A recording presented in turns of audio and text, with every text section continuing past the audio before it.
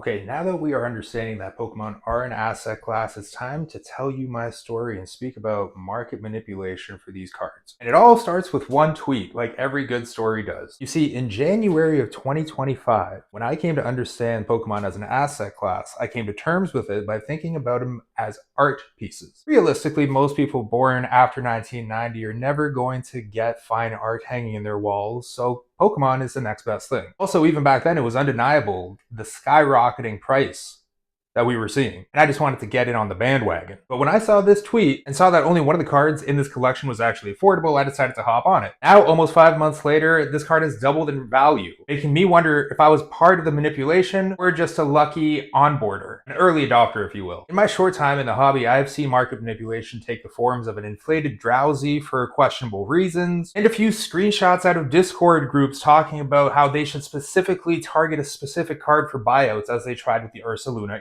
EX, Blood Moon one. Because even though there are underlying fundamentals that do make a Pokemon card go up in value over time, market manipulation is par for the course. Even though there are millions and millions of a single card printed out there, that doesn't stop people from buying them out and using the tools available to them. Like I said, this is an unregulated territory, so nothing prevents somebody from using their social platform to boost a specific card in the hopes that their audience will buy it, causing it to go up in value. It's like meme stocks, but worse. Somehow. So, in Toronto terms, I decided to try a Kingdra by buying up as many copies of this little Kingdra here as we could. I ended up buying around 9. At the time, I got this whole box for $90. Right now, just this card goes for about that much. And right now, this box goes for about $180. And I can't wait till I'm done recording this video so I can go trade it for some kind of modern slab. 10s on 10s, baby. 10s only. Now, I've only been in the community a short time, but in those months, I have met people who have claimed to be manipulating the market. Who knows whether or not these people are telling the truth? All I know is that this idea is not new.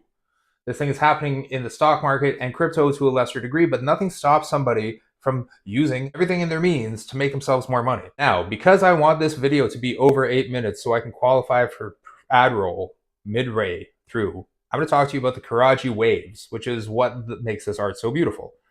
The Kingdra is right on these waves, and these waves are known as the Great Waves of Kanagawa, arguably the first ever chase card in the world. It was painted by Hokusuya back in 1831. And this wood block print was not just a banger in Japan, it went global. These waves are instantly recognizable. It influenced expressionist painters like Van Gogh and Monet centuries before Pokemon was even thought of. This piece changed the game by introducing Prussian blue, which was a rare flex at the time that blended Japanese and European characteristics into something brand new. Fast forward to today, and it's probably the most reprinted history image in the world. Yo, what? Fast forward today, and it's probably the most reproduced image in the world. This thing has more reprints than a base set Charizard. There are only about 100 original copies out there, making it rarer than some PSA 10s. But Hokusaya was the original hustler, stacking waves, making history, and proving that limited prints hold long-term value. But let's look at the underlying fundamentals of what make this card good. First and foremost, not available in Japanese, okay? This Kingdra, maybe I should just pull the one from my binder. It makes it a little easier. You see, this Kingdra was part of the Shrouded Fable set, which is a set that's ultimately really slept on, mostly because it sucks. And the Chase is a trainer card that's just doing fan service with Cassiopeia. I ended up buying about like 9 of these things at around $35 each from a variety of shows and both TCG Player and eBay. And speaking of TCG Player and eBay, god damn it. Now, speaking of TCG Player and eBay, I started making the script for this video when I started collecting these cards back in April of this year.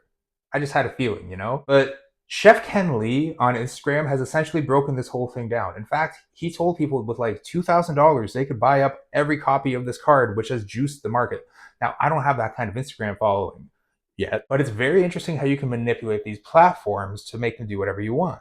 It almost makes you wonder how easy it is to do with any random card. Like maybe the Paldea of Fates evolved Pseudo-Budo. But the other thing it makes you wonder is, where does that market manipulation start? In the original tweet that kicked this whole thing off, it listed the Kingdra beside some very expensive cards and tied them all to the theme of art. While this is technically correct, there is nothing to say that the author of that tweet wasn't also taking part in some market manipulation by placing one weaker card along a bunch of stronger cards. Who knows when the manipulation truly begins? In a truly unregulated market, you are constantly subject to psyops. People are trying to take advantage of you, to try to make money off of you. because that's the only way anyone's making money in this hobby, off other collectors. There are no institutions here to rip off. Everything is about creating hype and selling at the top of it. But the question is, how do you create the hype? Is it done through Discord channels and Telegram groups? Is it done through public YouTube and Instagram videos? Is it done through family banquets at the Toronto Kanji Queen in North York? Many questions need many answers. The important thing is to sell at its peak and get out of the hype cycle before it crashes. In my opinion, the best thing you can do if you are entering the market right now is to buy modern PSA 10 slabs for as cheap as you can get them. You want to wait until the hype cycle has died after a release and a reprint has started, and then you want to buy any 10s that are chase cards from the set, ideally prioritizing things that are a grouping, like all of the evolutions, or the Molten Arceus, Dialga, Palkia, Giratina, those foursomes. If you can get something that epic set-wise in a 10 right after a set comes out and hold on to it, that's your best bet for making immediate money. But maybe there's a faster way. Maybe if you're listening to this, you should buy the Pseudo Wudo from Paldea Fates, which is currently going for around $18. The art is strong from strictly an artistic perspective. The Pokemon is not centered in the actual art. He is literally blending in. It is a play on what you think of as being important in Pokemon cards. It is subversive. Okay? The other card we should be pumping right now is the Excadrill from Black Bolt and White Flare. Why? It's the same artist that made the Charizard. In short, this is Gary Grindset. Help me manipulate the market to my own ends. See you later.